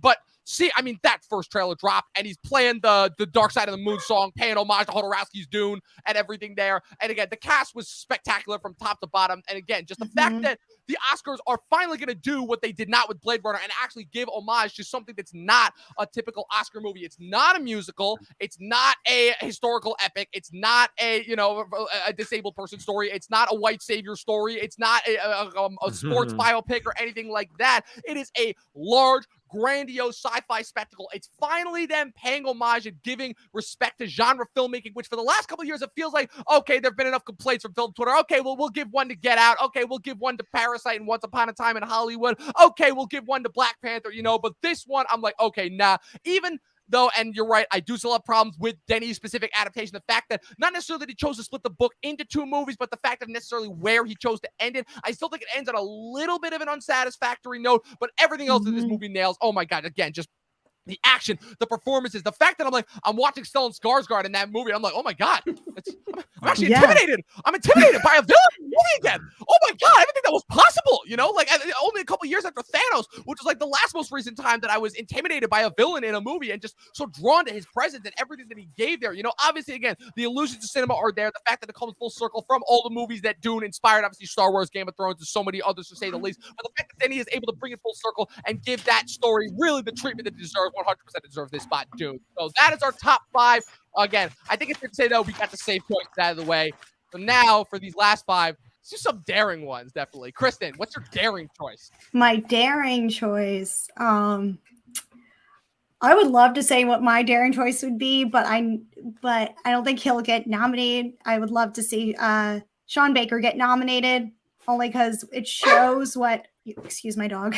It shows what the the last 2 years haven't been with the pandemic, how it was filmed so small and with a great cast and everything. But those daring choice I'm gonna say right now is Adam McKay for Don't Look Up, because just how split it is over the last 2 months it's been released. People were so divided, and I think that's what the Academy likes to shake up every once in a while. They're like, ooh, this is the most controversial one. Look at us being so edgy, so I feel like it's gonna be that as my daring choice. So I love it. I am on the record for saying this, and I'm not ashamed at all. This movie shocked the hell out of me. It would be in one of my favorites of the year. I watched it on Christmas Eve night, and I was absolutely blown away. If by nothing else than just the fact that it's marketed as a satire, and it kind of just left me feeling not at all good at the end. Like I was ultimately left with just that black hole pit in my stomach, and I'm like, okay, I know that was his intent. So I'm like, fuck Adam McKay a little bit for making me feel that way, but also I'm like, good, props to him.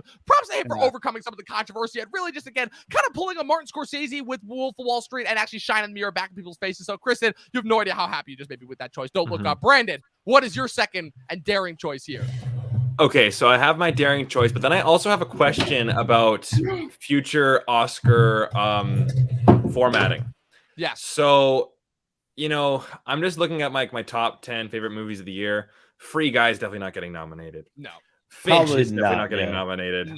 No. I am definitely in the minority here. The Tomorrow War, that is definitely not getting Tomorrow Definitely War. not. If Probably that gets not. a nomination, I'm buying a lottery ticket because something's wrong. You found The the Apple glitch of the Matrix. there's a glitch in the Matrix. The Apple TV film Palmer, I really enjoyed. That's not getting nominated. Nope. Might be last year too, technically. Technically. I guess so. Yeah. I'll check the release date on that. I'm not sure specifically. Yeah. Maybe about the March. specifics of that. Yeah. Gotcha. And then of course you have Spider-Man No Way Home, which I did really enjoy. But I was looking at some of the award contenders, and one that just missed the top 10. I don't think it should be nominated, and I don't think it's going to win, but I would love if it is nominated. It's No Time to Die. Really? Oh, that's a good one. Okay. I've been hearing this. I've been hearing this lately. Yes. I was not expecting that. Definitely. That was wow. Okay. I was honestly I remember back in 2012, I heard some rumblings back about, getting Javier Bardem a nomination for playing Silva and Skyfall and, Sam Mendes and because Skyfall, I think, is just a fantastic movie. Best Bond movie ever made, if you ask me. I'd say Casino, but it's second. For sure. Honestly, it depends on the day. With No Time to Die, I do think it is a really fantastic movie.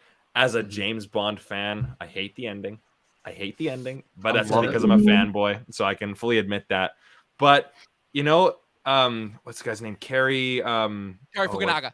Fukunaga. I thought he did a fantastic job, and I really do think that they should bring him back to direct another one and maybe take a new actor into the new James Bond universe. So if they do choose No Time to Die, I feel like that would be a great celebration for Bond, the first Bond film to ever be nominated for Best Picture, and it would kind of give the whole genre film fans, or the big blockbuster fans, something to look forward to. But I have this question, and I was thinking about this when you guys were talking about Dune, about how normally they don't recognize genre films. So in hockey, when they choose the teams that make the playoffs, obviously the teams with the most points get in, but there's 4 divisions, right? There's Pacific, Metro, Central, and Atlantic. The 3 best from each division automatically get in, and then there's wild card spots. Do you think the Oscars could do something similar? I know that they always choose like the best picture, and then it's just a free for all for whatever gets in. But could you do best like comedy musical, best drama, best genre film, and then the like say two best or the two movies with the highest amount of votes? There's an award for that, and then they automatically get into the best picture. That's So there an will interesting. That's an interesting pository, definitely. As far as like, it reminds me of a couple of years ago of when Black Panther was coming out. When they at first thought that it wasn't going to get nominated, but they like wanted it to get nominated. So they tried to invent that like bullshit best popular movie But the most award. popular thing. That Yeah. almost kind of turned the Oscars into the MTV Movie Awards. Yeah, but I no. definitely, Teen I Choice definitely- Best Smile I Award. definitely agree that as far as the actual voting process, I definitely agree that for the actual voting process of getting Best Picture needs to be changed, because the problem is that, so the interesting thing about the awards voting ceremony is that each individual guild only votes on the individual categories. So for example, like the Directors Guild votes for the directors, the acting guilds vote for acting, Writers Guild for writing, and so on and so forth. But Best Picture is the only one that after they go through all like the preliminary rounds, everybody votes on them, but it still always ends up being the same Oscar bid. But I definitely think it would be interesting if they kind of changed that up a little bit and made it for like, you know, best action film, best comedy, best drama, best sci-fi, and actually like made it so that like other films aside from the typical Oscar bait could get in. Now, the thing is, I don't necessarily know if that would make a difference as far as the voting bodies, because the voting bodies could still make it so that like they could still like manipulate the categories and get some movies in that like don't qualify. Like they could pull like, The Martian for comedy, and it's, you know, like what the Golden Globes did a couple of years ago. That's something that's what I would see happening. But it's an interesting idea, definitely. It's something that could change the trajectory of movies that are nominated. Remember when Chris Rock hosted the Oscars like in 2014 or 2015? And 2015, my favorite Oscar ceremony to this day. And he was talking about how like that was the whole Oscars so white thing, right? Yep. And Mike Lee he said started that. And he said, like, just have black categories. Like, why do we separate male and female for acting, right? But then once you get into that, then it does get into a slippery slope. It's like, okay, then best Asian actor, then best Latino actor, and then it's like, well, how many more categories can you get? Right, and if anything, too, you could almost be like taken away from some of those categories where it's like, okay, so you're going to segment them rather than just like all push them more into again more of Hollywood's lovable behind the scenes hypocrisy, right? Exactly. Yeah. But I mean, like you think about it, you know, best science fiction / fantasy film. So you get Dune in there, you get your Spider-Man's in there. So then it keeps the Marvel and the DC fans happy. It keeps the normies do a happy, category right? for best superhero film. That could be a thing. The superhero genre has There's really enough become, films. Exactly. Jesus. It's become a genre in and of itself at this point. You could do it. So, but then it's like, so let's just say, for example, best science fiction movie, the two films with the most votes in that category are Dune and Spider-Man. Dune wins, but then those two get an automatic nomination for best picture. And then, so you get like, I'll say 6 movies, 2 best dramas, 2 best comedy musicals, 2 best genre films. Then you have the 4 wild cards. We can put anything else in there. So I feel like it kind of gives that, you know, the people who need to watch them.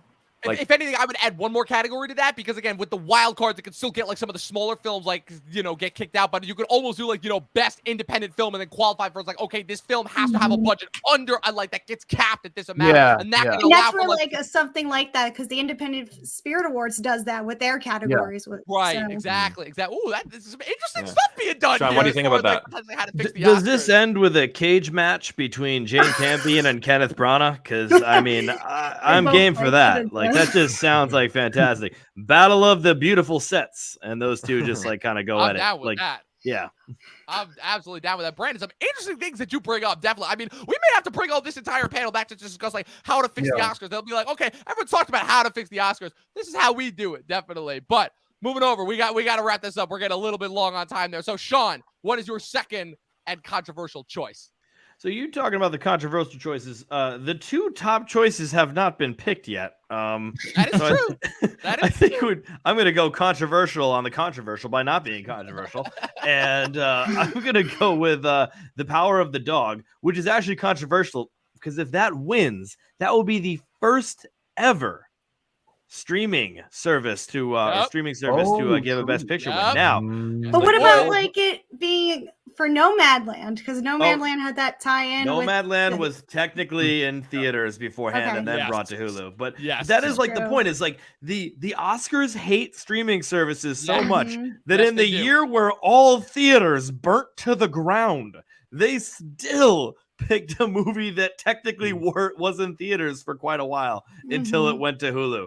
And so, yeah, because like we all watched it probably on Hulu, but in this sort of situation, I look at that and I say, so it's The Power of the Dog that is going to be the first streaming movie, which is not exactly the big time audience crowd pleaser kind of situation. Yeah. Now, I personally like that movie quite a bit, but not everybody does. And like, that's not, unlike Coda, that's not the one that I recommend to my family. In fact, if my mom Yeah. says, how about that Power of the Dog? I'd be like, for the love of God, Ma, please don't.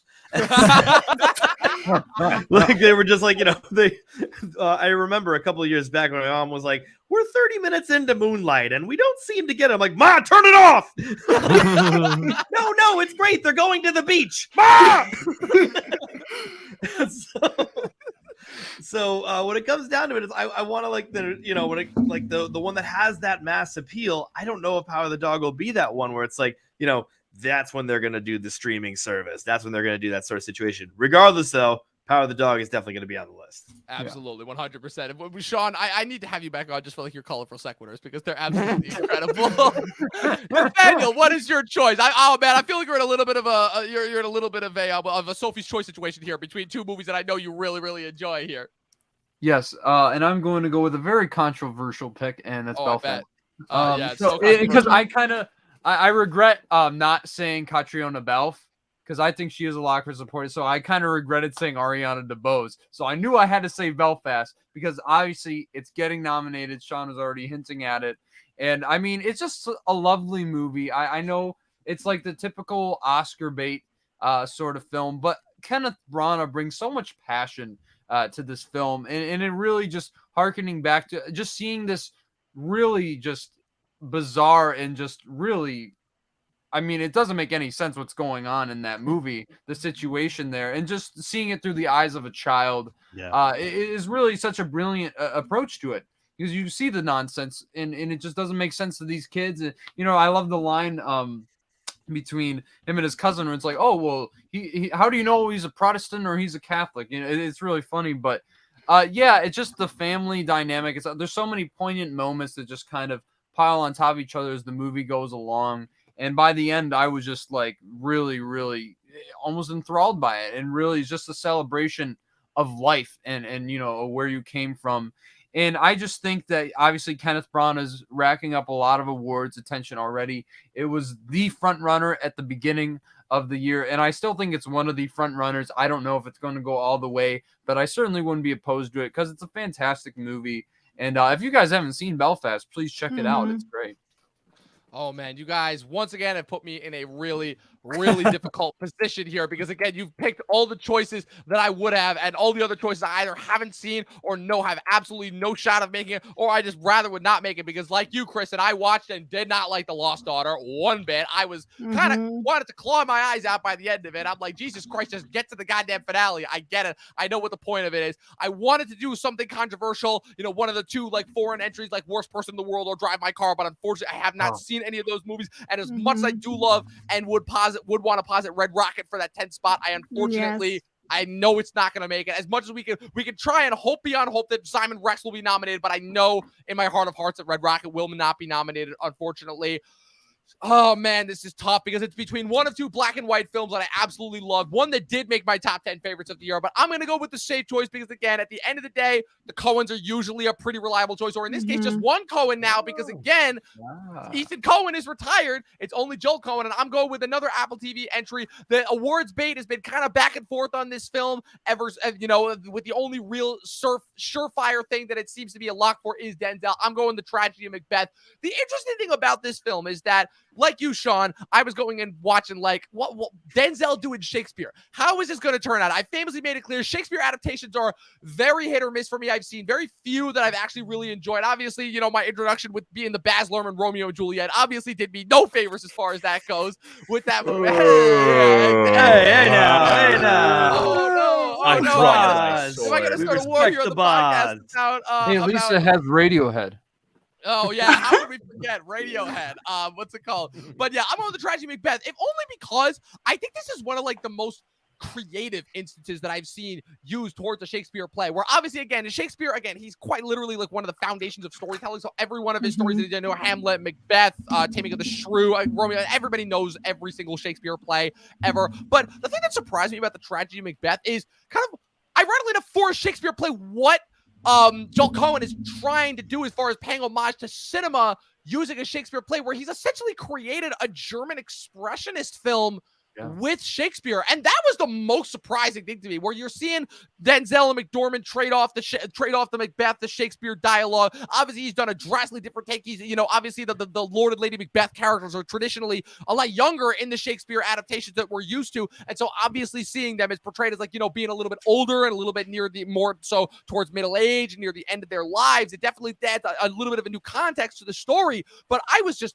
mesmerized by every single frame of this film. Like, oh my god. Like, and the thing that I love too is not necessarily the lighting and like how they were able to make such great use of their very limited space, that I would say like it very much felt like I was watching a stage play, but even how they managed to seamlessly make the transitions even feel like stage play transitions. I'm like, it's absolutely insane, because again, I've talked ad nauseum about the differences between theater versus theatrical storytelling and the different things that go into that. But I think that the fact that Tragedy of Macbeth was able to so seamlessly blend those lines, and coming from directors who, again, consistently have been able to flip our expectations of their movies on their heads with every single, like, these are guys that have been making films for 40 years now, and every single film that they're able to add, it just goes in such a completely new and different direction. I mean, these are the guys that literally made a movie about being unable to write one of their movies, you know, with Barton Fink being a direct, you know, spawn of some of the troubles that they were having while they were working on Miller's Crossing, you know? I mean, these are guys who are really, you know, just staples of cinema, and I feel like we're constantly like in that weird spot of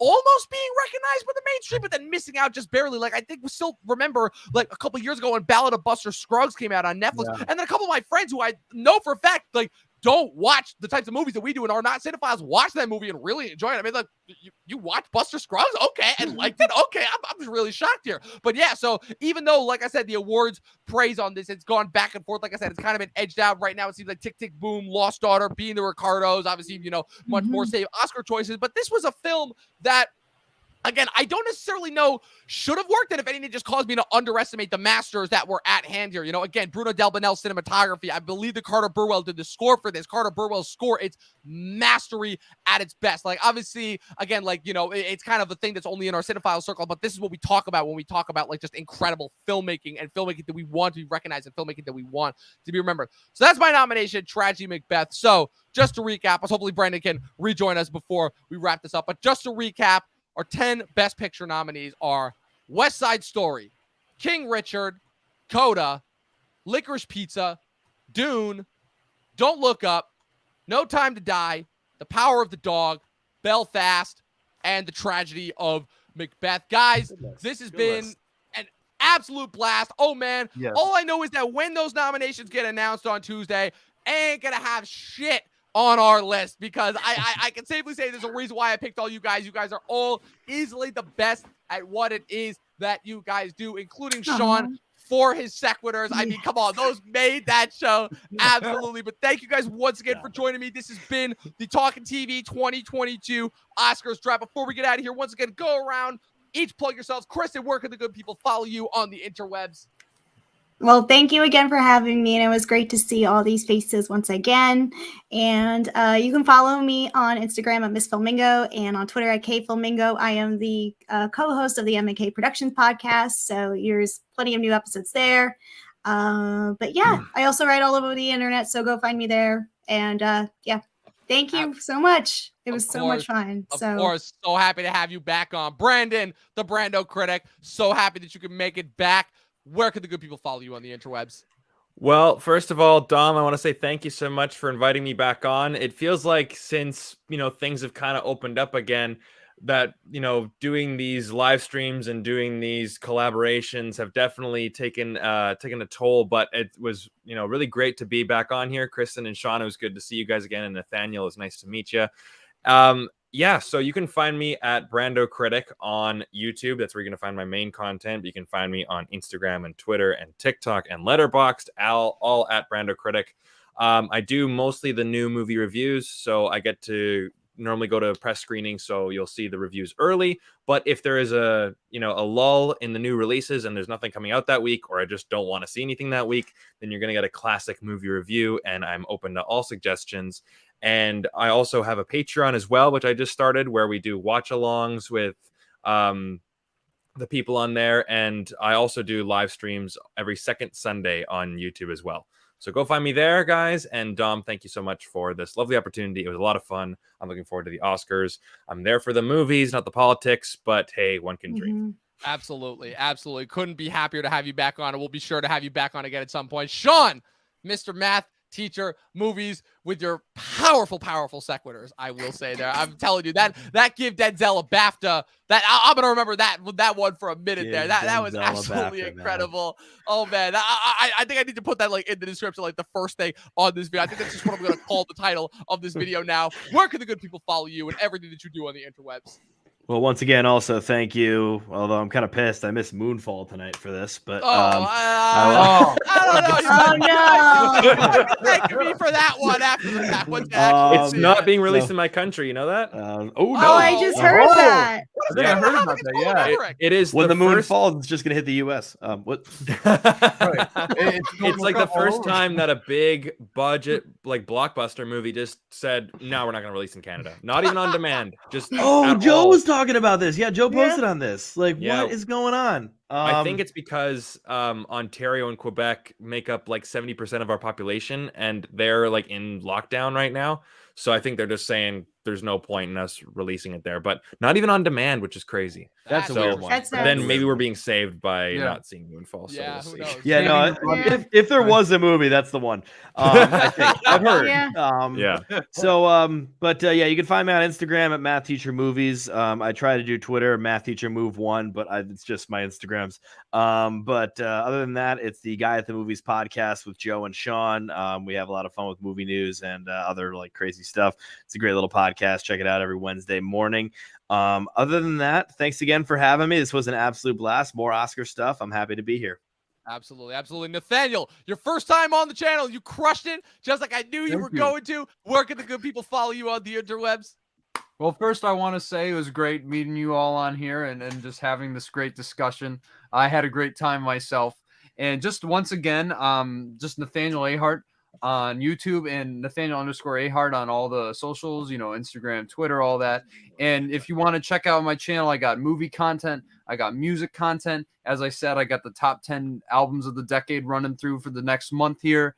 And we're going to do some lists that hopefully you all come and vote on if you'd like. So just stay tuned for that if you want to check it out. And yeah, thanks again.